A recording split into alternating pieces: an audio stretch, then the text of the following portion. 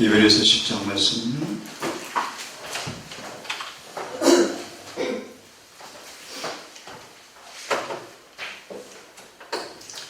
다 함께 5절의 말씀을 먼저 읽겠습니다.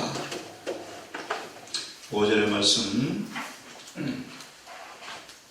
그러므로 그분께서 세상에 들어오실 때 이르시되 피식물과 흙물은 주께서 원치 아니하시고 오직 나를 위하여 한 몸을 예비하셨나이다. 질문을 드릴게요. 오직 나를 위하여 한 몸을 예비하셨나이다. 한 몸을 예비하신 목적이 뭘까요?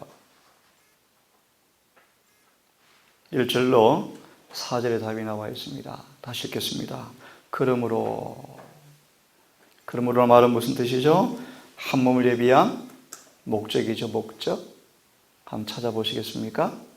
이 아침 전에 이제 몇 번에 걸쳐서 그리스도의 인생에 대한 공부를 좀 같이 하고 싶은데요. 한 몸을 왜 예비하셨는가? 1절에 4절에 나온다고 말씀을 드렸는데 한번 찾아보시겠어요?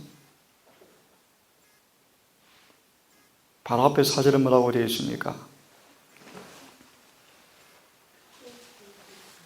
염소와 황소와 염소의 피로는 무엇을요? 죄를 제거함이 불가능하다. 그러므로 한 몸을 예비하였다. 무슨 뜻입니까? 몸을 예비한 목적이 무엇입니까? 죄를 제거하려고요. 맞나요? 성경 잘 보십시오. 염소와 황소의 피로는 죄가 없이 할 수가 없습니다. 죄를 제거할 수가 없습니다. 그래서 뭐 하셨다고? 한 몸을 예비하셨다. 결론부터 드립니다. 예수의 인생 문제는 죄에 대한 영원한 종결의 답이요. 다시 말합니다. 하나님께 이 땅에 인간의 몸을 가지고 오신 것은 죄에 대한 영원한 종결의 확정이요, 확정. 다르게 말씀을 드리면 인생 문제에 대한 이해가 어떤가에 따라서 심각한 문제가 발생해요. 죄가 무엇인가, 구원이 무엇인가, 복음이 무엇인가, 모든 부분 이해가 틀려져 버려요. 그런 부분을 같이 공부를 좀 하고 싶은데 다시 한번 본문을 보면서 조금 더 설명을 드리겠습니다. 한 몸을 예비하신 목적은 결코 짐승의 피로는 죄를 제거할 수 없는데 거듭 말씀을 드리면 죄들을 제거하기 위해서 한 몸을 예비하였어요. 그죠? 맞나요? 그 말을 가리켜서 조금 더 상세하게 설명하시기를 2절의 말씀 보시면 이렇게 말씀했습니다. 그랬더라면 다시 말하면 완전하게 되었더라면 1절 마지막 부분이죠. 완전하게 되었더라면 경배하는 사람들이 한 번에 깨끗하게 되어서 더 이상 죄들을 의식하지 아니하였을 터이요. 질문 드릴게요. 그래서 죄를 제거한다라고 쭉 말씀하시면서 앞에서 그런 말씀을 드렸죠.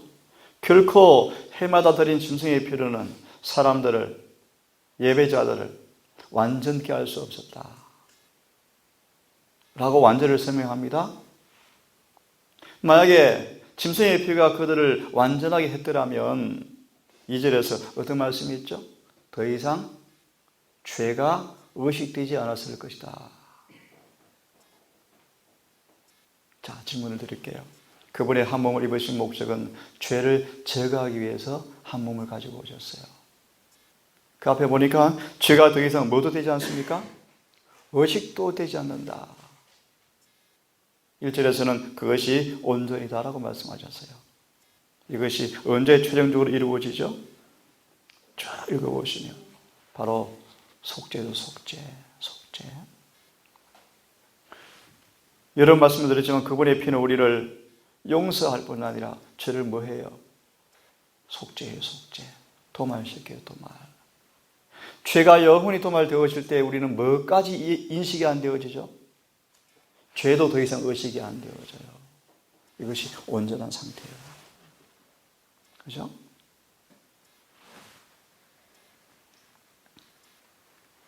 그래서 10장에 17, 18절의 말씀 보니까 내가 그들의 죄들과 불법을 다시는 기억하지 아니하리라 하셨느니라. 이제 이것들의 사면이 있는 곳에는 다시는 죄를 위한 흠물이 없느니라. 그분의 중보가 끝이 납니다. 그죠? 다시 마무리할게요. 다시 말씀을 드릴게요. 한 몸을 준비하신 까닭은 우리를 뭐 하기 위해서입니까? 온전케 해요.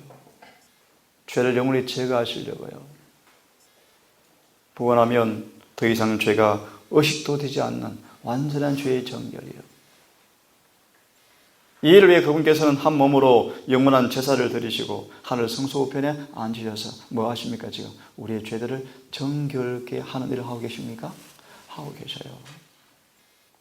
그 일이 마치면 중과가 끝이 날 것이고 그분이 재림하실 거예요. 자, 이 말씀 드린 까닭이 뭐냐 하면 그리스도께서 어떤 몸으로 오셨는가? 그분 인성의 문제, 인성 문제. 이 부분은 굉장히 중요한 구원의 핵심 주제예요. 그 부분을 차근차근 좀 다룰 텐데요. 다루기 앞서서 조금 몇 가지를 좀 보겠습니다. 이사야 5장 20절의 말씀, 여러분 언급한 말씀인데 악을 선하다 하고 선을 악하다 하는 사람들, 이런 일이 있을 수 있나요? 악을 선하다 하고 선을 악하다 하는 사람들, 의인에게는 의를 빼앗고 악인에게는 뇌물을 받고 의롭다 그러고, 빛을 흑암으로, 흑암을 광명으로 삼는 사람들, 의와 죄의 관계에 경계선을 허무는 사람들, 거룩한 것이 무엇이며 속된 것이 무엇인가를 허무는 사람들, 이 대표적인 예로 이 말씀을 주고 있죠. 말씀 보세요. 하나님께서는 당신의 말씀 속에 사람들이 그들 마음대로 순종해도 되고 불순종해도 된다는 명령, 곧 그 결과를 당치 않을 수도 있는 명령은 하나도 하지 않으셨다. 사람들은 엄격한 순종의 길 외에는 다른 길을 택하면 배경은 사망의 길이다. 사망의 길이다라는 사실을 발견하게 될 것이다.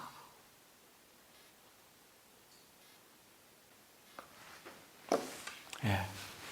한번 같이 읽어봅시다. 성경은 시작. 성경은 옳고 그른 것에 대한 위대한 표준이며 죄와 거룩함을 분명히 정해 두었다.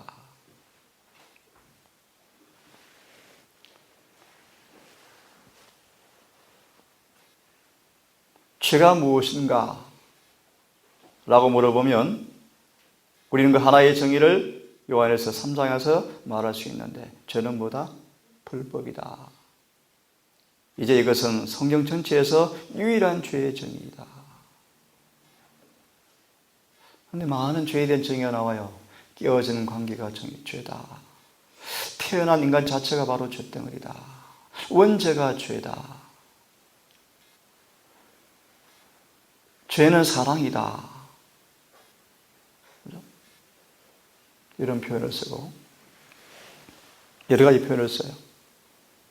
근데 성경에서는 분명히 말합니다. 죄는 불법이다. 그래서 이런 말씀이 있습니다. 요한계시록 5장을 자세히 연구할 필요가 있다. 이 마지막 시대에 사는 사람들이 중요한 사업을 감당할 몫을 지닌 이 마지막 교인들이 기만을 당하고 있다. 어떤 기만을 당하고 있는가? 무엇이 죄를 구성하는가에 대하여 그 마음의 분별력이 흐려지도록 내버려둔 사람들은 무엇이 되세요? 무엇이 죄를 구성하는지에 대해서 그 마음의 분별력이 흐려지도록 내버려둔 사람들은 아주 심하게 기만을 당한 사람들이다. 그들이 결정적인 변화를 경험하지 않는 한 마지막 때 부족하다라고 판명될 것이며, 왜요? 율법을 범한 사람들이다.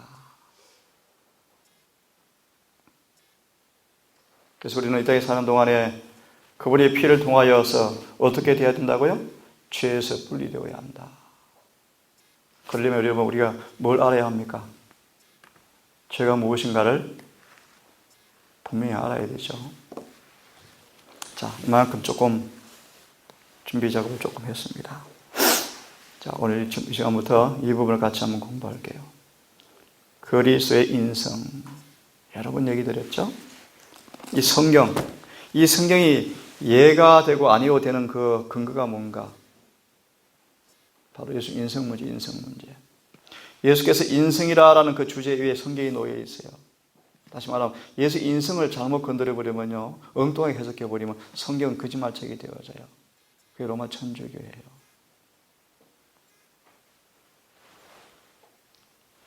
차근차근 공부를 할게요. 이건 너무너무 중요한 주제이기 때문에 이 부분을 정말 이해할 필요가 있습니다. 물과 성령으로 거듭나서 정말 성령 인도를 받는 사람들에게 있어서 이 부분이 어떻게 되면은 그렇게 별 이론적으로 중요하지 않을지 모르지만 대다수 사람들 앞에는 굉장히 중요해요. 그분과 직결된 부분이요. 옆에 기억제를 하나 인용해 놓았습니다. 모든 일에 우리와 한결같이 시험을 받은 자로 돼 죄는 없으시느니라. 내가 아는 모신학자는 껍질 속에 복음이라는 책을 썼는데 이렇게 되어 있죠. 예수의 시험은 우리와 본질적으로 틀리다. 그 한국을 휩쓸었어요. 어제 읽어드린 그 완전주의다 그 책도 그래요. 예수의 시험은 우리의 시험과 틀리다. 그분은 신성을 쓰도록 하는 시험이었지 우리는 그런 시험이 아니다. 그래서 신신학자들은 그렇게 얘기해요. 예수님께서 광야에서 3번 시험을 당하심으로 모든 시험은 다 통과하셨대요. 그 3번 시험의 본질은 우리와 같아 틀려요. 그들의 말이요. 어떤 시험이었죠? 내가 만약 하나님의 아들이냐라는 시험이었대요. 성경을 오도하고 왜곡시키는 사람들이에요. 그럴듯하죠, 그죠? 그럴듯하죠. 근데 분명히 성경도 보시고 예언실을 보세요. 예수님은 광야 시험은 우리와 똑같은 시험이었다. 자, 출애굽기 3장 5절을 인용하시면서 가려법원기표 1권 244페이지는 이렇게 말씀하십니다. 왜 이 말씀을 연구할 필요가 있는가? 하나님의 아들의 인성은 우리에게 모든 것이다. 모든 것이다. 이 진리 위에 모든 성의 진리가 다 연결되어 있어요. 다 연결되어 있어요.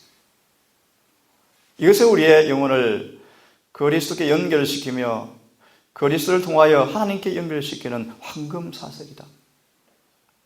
이것이 우리 연구 과제가 되어야 한다. 라고 말씀하셔요. 실물기원 415페이지는 이렇게 말씀합니다. 이 세상을 덮고 있는 것은 하나님께 대한 오해의 어둠이다. 그래서 빌립보서 2장 5절과 8절을 인용하십니다. 사람들과 같이 되셨고 사람의 모양으로 이 땅에 왔다고 말씀한다.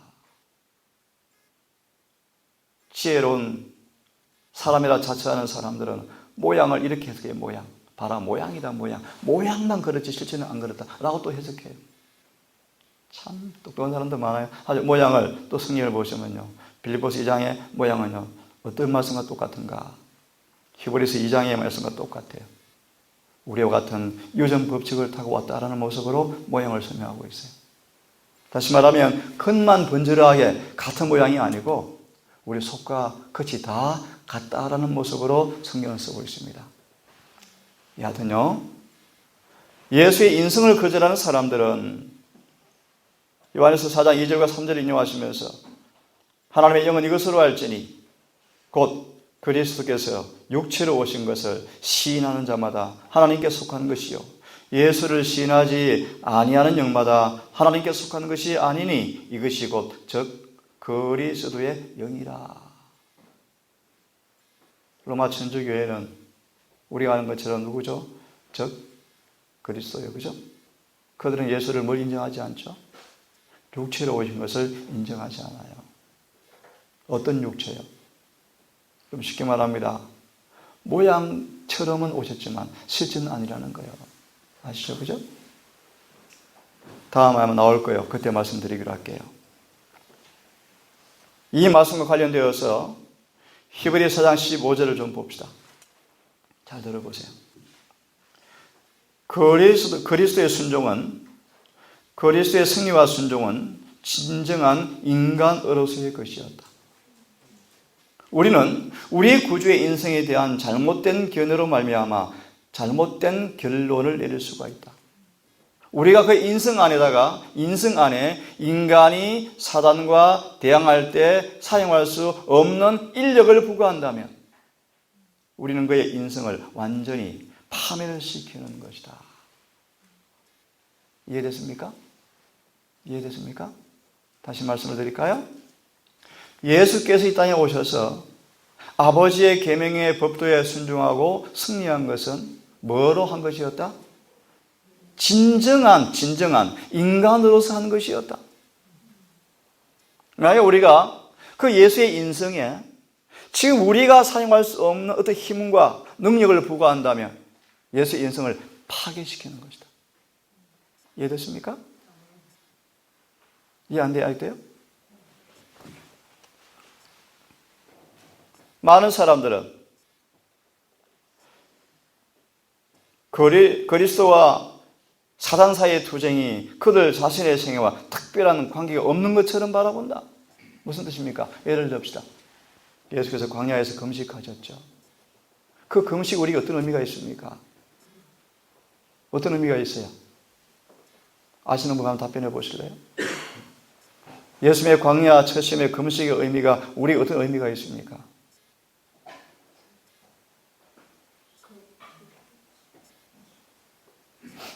인간의 구원 문제가 식욕을 정복하는 것과 얼마나 밀접한지를 보여주는 분명한 진리예요. 맞아요? 맞아요?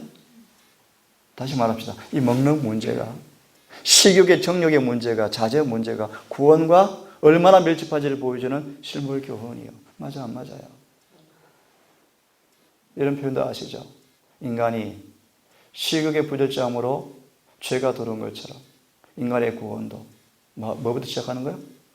죄가 시작된 바로 그 지점에서 시작돼야 한다. 기억나죠? 그런 부분들?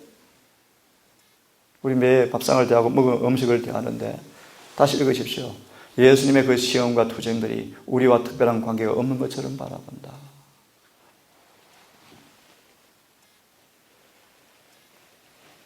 모든 인류의 마음속에서 이 투쟁은 되풀이 된다.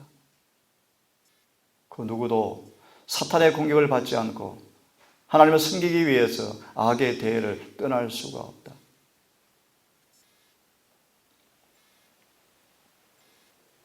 소망의 117페이지는 이어 설명합니다.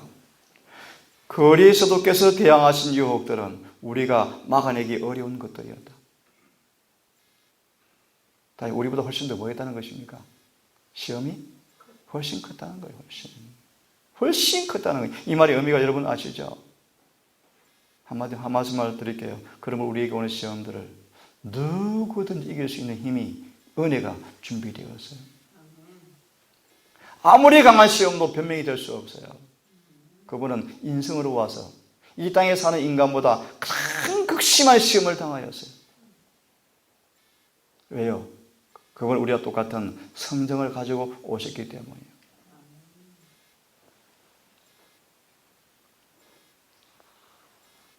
그리스도께서는 세상에 심히 무거운 죄점을 지시고 식욕과 세상에 대한 사랑과 참남으로 이끄는 과세를 사당하는 시험에 대항하셨다. 이 시험들은 아담과 하와를 정복하였고 우리들을 쉽게 정복하는 것들이다. 다시 말합니다. 예수님과 사단 사이의 투쟁이 우리와 어떤 관계가 있다? 밀접하다.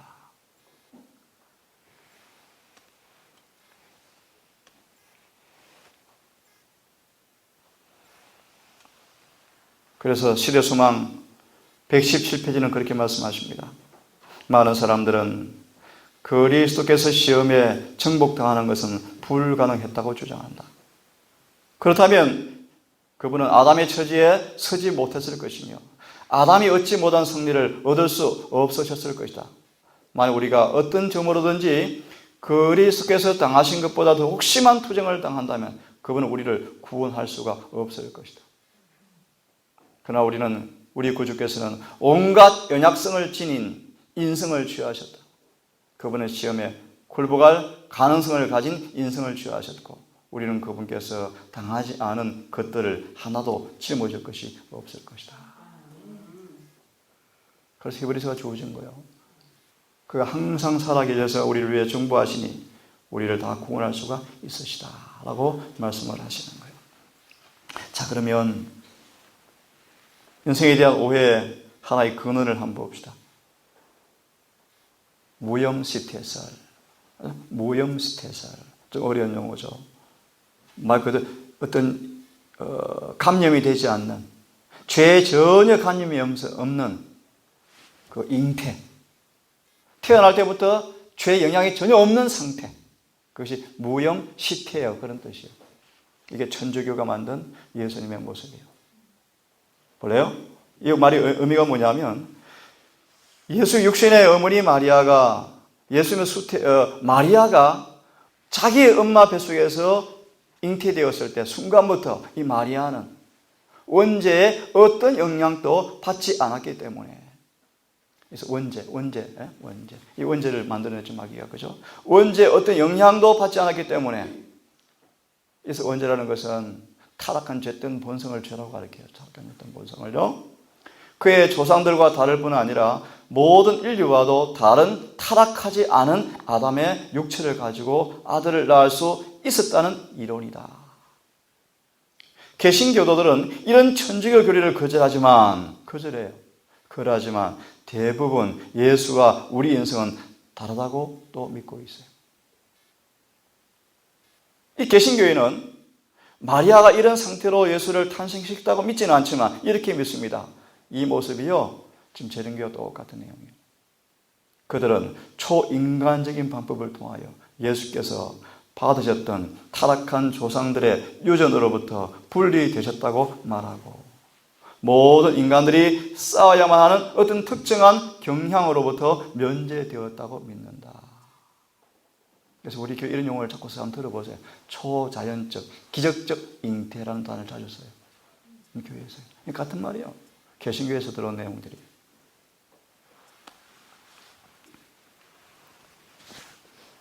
자, 투쟁의 이슈가 뭔가?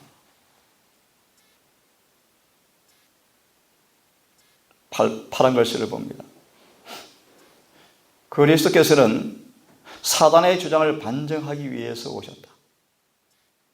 그리스도께서는 인자로서 하나님께 끝까지 충성할 것이었다. 그렇게 함으로 사단이 인류를 완전히 지배하지 못하였다는 것과 세상이 자기 것이라는 사탄의 주장이 허위였다는 것이 증명될 것이다. 사단의 권세에서 구원받기를 원하는 모든 사람들은 해방될 것이다. 타락시켜서 범죄한 아담과 하와를 지배할 수밖에 없고 아무도 자신의 지배에서 벗어날 수 없다는 마귀의 주장이, 주님께서 그런 육체로 오셔서 그런 육체에 오신 인간에게 하나님께 은혜가 주어질 때 그 마귀의 지배를 누구도 받을 필요가 없이 다 죄에서 해방될 수 있다는 사실을 예수께서 뭐 하신 거예요? 반증하셨다. 같이 한번 읽어봅시다. 자, 시작. 사단은 하나님의 율법을 불공평하다고 수정할 수 없는 증거로서 아담의 범죄를 지적하였다. 그리스도께서는 우리와 같은 인성으로 아담의 실패를 만회하셨다. 이렇게 설명하는 분들이 계셔요. 사단은 하나님의 율법을 불공평하고 순종할 수 없는 증거로서 아담의 범죄를 지적하였다. 아담이 타락 전에 순종하지 못했죠. 그죠? 그죠? 여기 뒤에 부분 생각하고 이렇게 해석하는 분이 계셔요. 그러므로 아담이 타락 전에도 순종하지 못했는데 주님께서 이 사실을 증명할 필요가 있어서, 비록 몸체, 기체는 타락한 후에 형제를 가지고 태어났지만 운전 기사는 타락 전의 모습이어야 한다. 다시요. 이 앞에 구절을 이렇게 설명해요. 예수님도 마리아 뱃속에서 나왔기 때문에 육체는 우리와 같이 이 문제가 있는 육체. 이해됐습니까? 하지만 그 육체를 지배하는 속사람은 온전한 온전병이어야 한다. 그래야 공정하다 라고 말하는 게 자꾸 하신 그 유명한 분의 가르침이에요. 그 앤드레스 신학의 중심이에요. 무슨 뜻인가 하면, 동체, 비행기 몸체는 문제가 있는 몸체지만 운전면도 술 취한 사람이면 이건 불공정하다. 운전기사는 타락전의 아담의 모습이어야 한다 라고 하는 게 신신학자들이에요. 다시 말하면요, 육체는 타락한 거 육체지만 속사람은 타락전의 모습이라는 거예요. 이 모습으로 예수께서 왔다는 거예요. 좀 이해가 안 돼요? 그 다음 말씀 보면 문제가 없어요. 그리스도께서는 우리와 같은, 누구와 같은? 우리라고 말씀하죠. 우리라고요. 그래서 여기서 아담의 범죄를 지적하였다고 말씀하시면서 이제 아담 타락한 이후의 아담을 손에 마귀가 쥐고 더 호언장담하는 거예요. 이제 영원히 인간을 말할 수 없다는 거예요. 본성이 타락하였으므로 영원히 자신의 것이라고 주장한 이 마귀의 주장의 앞에 예수께서 그런 모습으로 와서 실패를 많이 하셨다는 거예요. 그리스도는 죄된 세상에서도 하나님께서 인정하시는 삶을 살 수가 있다는 것을 온 우주에 증명하기 위해서 이 땅에 오셔서 우리처럼 모든 면에서 시험을 받으셨다. 우리처럼. 이분이 좀 어렵지만 너무너무 중요한 부분이요. 사실 저를 불러서 토론하자는 주제가 바로 이거에 합해서요. 자기들은 알죠. 이 부분에 대한 이해가 복음에 대한 향방을 결정하기 때문에 이걸 토론하자고 저를 지금 부르는 거예요. 앞에서요. 한번 똑바로 바라보시고 기도하는 마음으로 이 구절들을 예내신의 말씀들을 좀 한번 이해하려고 애를 써보기를 바랍니다. 조금만 더 해드리고 마치고 나중에 할게요. 자, 인성을 왜 쓰셨는가? 중요한 성경 구절이죠. 많이 본 말씀이기 때문에 읽겠습니다. 율법이 육신으로 말미암아 연약하여 할 수 없는 그것을 하나님께서는 하셨나니 곧 죄를 인하여 자기 아들을 죄 있는 육신의 모양으로 보내어 육신의 죄를 정하사 육신을 쫓지 않고 그 영을 쫓아 행하는 우리에게 율법의 요구를 이루어지게 하여 하심이라. 그래서 앞으로 이런 내용들로 같이 한 번씩 좀 살펴보려고 합니다. 제일 처음에 야곱의 본 사닥다리가 하는 의미가 뭔가? 그 사닥다리가 끝은 어디에 닫아 있죠? 하늘 끝. 또요? 한 끝은? 이게 뭘 의미해요? 이게 로마서 1장 1절로 4절의 말씀이에요. 그 사닥다리 한 끝이 어디 닿아 있다고요? 하늘에. 그것은 뭘 가리켜요? 성결의 영으로는 죽은 자들로부터 능력으로 부활하여 하나님의 아들로 인정되었다. 신성의 신성. 신성의 한 팔은 하늘 보좌를 붙들고 또 인성은요. 타락한 인간의 지정까지 내려왔다는 거예요. 그게 다윗의 혈통. 여러분 얘기했죠? 사람의 아들로서 뭘 주었고 순종할 모범을 주시고 하나님의 아들로서 뭘 주시고 죄를 이길 능력을 주신다. 사람의 아들로서 순종할 모범을 주시고 하나님의 아들로서 완전을 주신다. 이게 우리 인성 부분이에요. 인생을 쓰신 목적이 뭔가? 그것이 지금 하늘 성소에서 중보하시는 대제사장으로서의 자격에 어떤 관계가 있는가? 죄 없는 육체와 죄 있는 육체가 악과 대항하여 싸울 때 어떤 다른 점들이 있는가? 겟세마네와 갈바리의 관계, 모습, 믿음으로 말미암의 그리고 우리 모범으로서의 그분의 삶의 가치, 이런 내용들로 같이 한번 볼 텐데요. 이 말씀만 읽고 오늘은 마치겠습니다. 같이 한번 읽어봅시다. 자, 시작. 야곱이 보았던 밑바닥은 지상에, 꼭대기는 하늘 문, 곧 영광의 문 어귀에 닿은 그 사다리이시다. 좀 작죠? 만일 그 사다리가 단 하나의 발판 때문에 지상에 도달하지 못했더라면 우리는 잃어버린 바 되었을 것이다. 무슨 뜻인지 아시겠죠? 무슨 뜻입니까? 사다리가 쭉 내려오다가 땅에 안 닿았고 한 계단이 빠져 있어요. 무슨 뜻일까요? 좀 더 쉽게 말하면 우리와 조금 다르신 분, 나으신 분, 유리하신 분. 그렇더라면 우리는 영원히 잃어버린 바 되었을 것이다. 그런 뜻이에요. 그 다음 시작. 그러나 그리스도께서는 우리가 있는 곳에 찾아오신다. 예수께서는 우리의 뭘 취하시고? 본성을 취하시고 승리하신 것은 우리로 당신의 본성을 취함으로 말미암아 승리할 수 있도록 하기 위함이다. 예수께서는 죄 있는 육신의 모양으로 오셨으나 죄 없는 생애를 사셨다. 이제 예수께서는 당신의 신성으로 하늘의 보좌를 붙드신다. 예수께서는 당신을 믿음으로 말미암아 하나님의 품성의 영광에 이르라고 우리에게 명하신다. 그러므로 우리는 아버지의 온전하신 같이 온전해야 한다. 이 구절에 관한 성경 해석인데 여기까지만 하면 좋겠죠. 8장 3절 읽어보았으니까요. 죄 있는 육신의 모양으로 육신 속에서 죄를 멸했다 뜻이 뭔가? 이렇게 되어 있습니다. 죄를 폐기 처분하다. 죄를 뭐했다?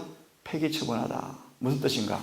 죄 있는 육신 가운데서 죄 없는 생애를 사심으로 육신 속의 죄를 멸하셨다. 로마서 6장의 말씀이에요. 육신 속에서 죄를 멸하셨다. 또는 쉽게 말합니다. 죄를 안 짓고 사는 것이 가능하다. 가능하다. 그 말씀이에요. 오늘 여기까지 하겠습니다. 또 저녁보다 차근차근 말씀을 좀 드릴게요. 기도하는 마음으로 조금 어려운 얘기지만 한번 하나님의 은혜를 구하시고 이 문제를 좀 정리했으면 좋겠어요. 근본기에 기도하고 마치겠습니다.